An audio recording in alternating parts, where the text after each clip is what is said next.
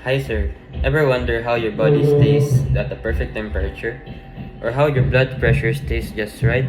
It's all thanks to nervous system, a clever system called feedback mechanism.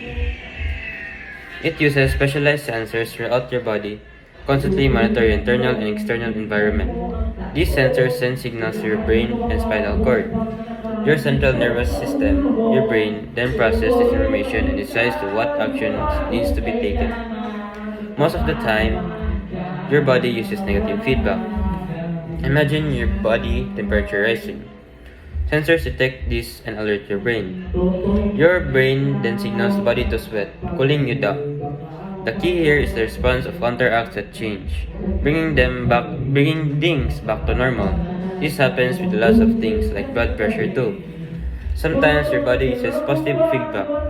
Think of childbirth. Contractions get stronger and stronger until the baby is born. Here, the response amplifies the change until a specific goal is reached. But positive feedback is less common because it can temporarily disrupt balance. Finally, your nervous system sends signals to muscles or glands to carry out the necessary actions and restore balance. So your nervous system constantly works behind the scenes using feedback loops to keep your body in perfect harmony.